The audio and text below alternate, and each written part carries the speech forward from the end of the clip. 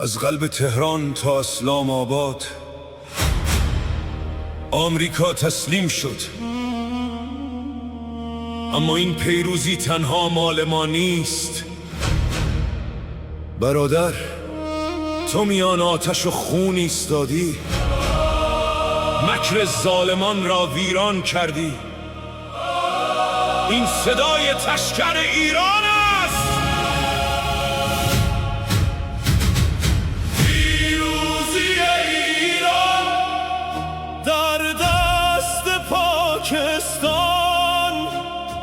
آمریکا زانو زد در پیش این پیمان. اسرائیل ویران شد از عزم این طوفان. عشق من و جانم ای یار هم پیمان.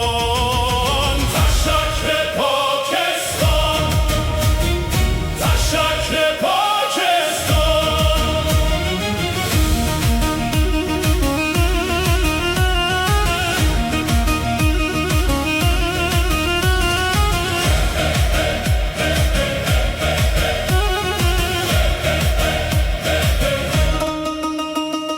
پایان تاریکی، آغاز یک دوران، ما فاتح میدان با قدرت و ایمان. اما تو پل بودی در قلب این بحران، تو ناجی صلحی ای پاک